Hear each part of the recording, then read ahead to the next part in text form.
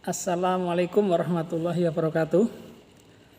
Jumpa kembali dalam vlog informasi.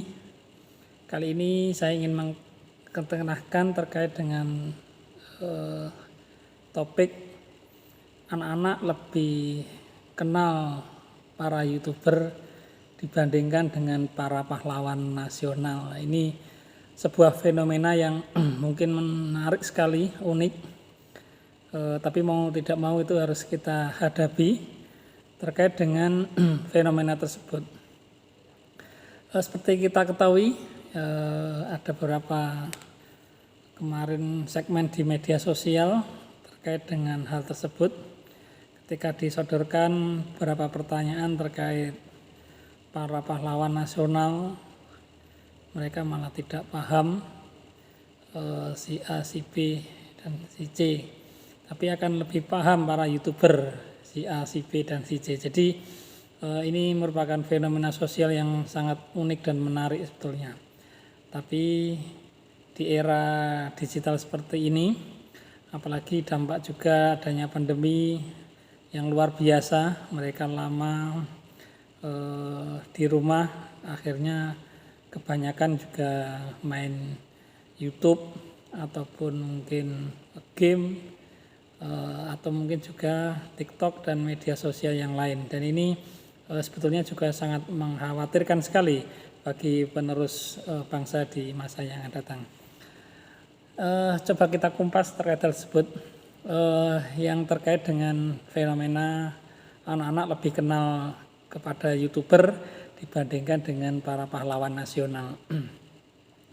Dan ini harus kita pahami sebetulnya, anak-anak ini sebagai penerus bangsa harus kita tanamkan nilai-nilai kebangsaan di tengah pandemi COVID-19 ini.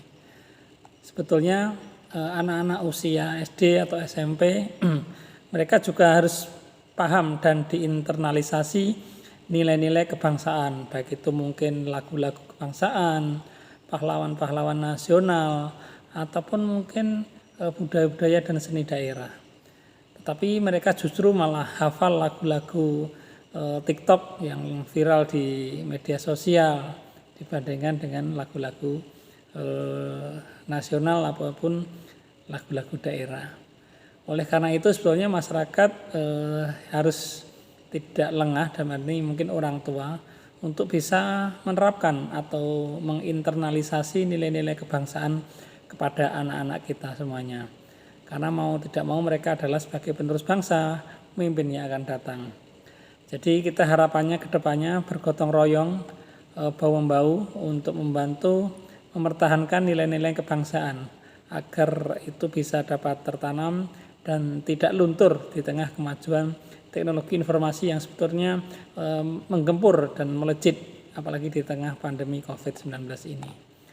Harapannya ke depannya juga mungkin pentingnya sosialisasi wawasan kebangsaan mungkin sejak usia dini kepada anak-anak kita, secara umum pada masyarakat. Dengan wawasan kebangsaan ini setidaknya kita mengikat kepada semua warga, khususnya nilai-nilai terkait dengan Pancasila, Undang-Undang Dasar 45, Bhinneka Tunggal Ika, dan Negara Kesatuan Republik Indonesia.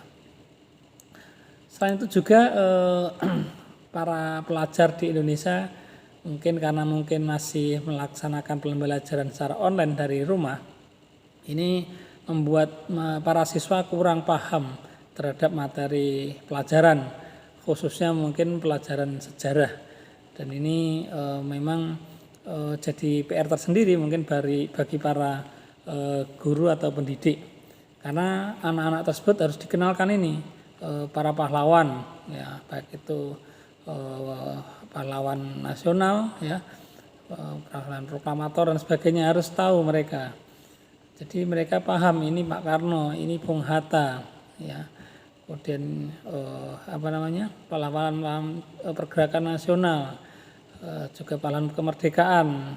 Jadi mereka harus paham Pangeran Diponegoro, Patimura, Raden Ajeng Kartini, ya, kemudian juga Dewi Sartika dan sebagainya. Juga mungkin pejabat-pejabat atau mantan pejabat harus paham sebetulnya mereka.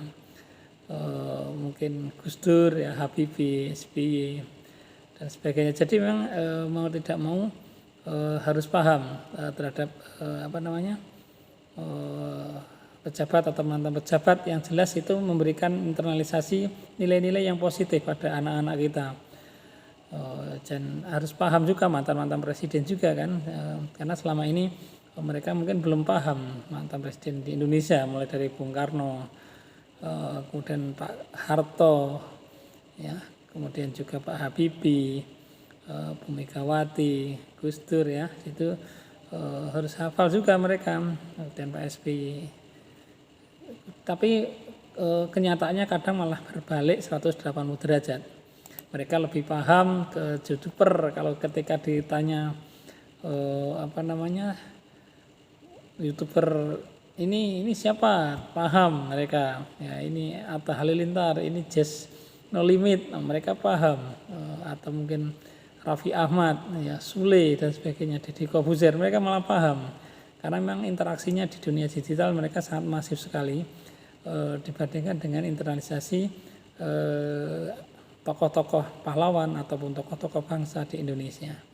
Ini semuanya menjadi PR bagi kita semuanya terkait dengan hal tersebut.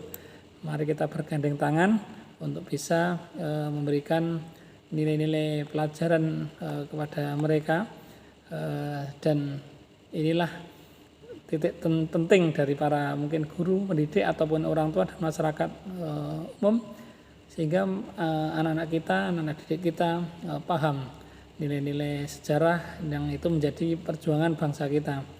Karena bagaimanapun juga mereka harus ingat sejarah. Jadi seperti pesan Bung Karno, jangan sekali-kali melupakan sejarah. Karena bagaimanapun juga sejarah itu adalah bagian penting dari perjalanan hidup bangsa dan negara kesatuan Republik Indonesia.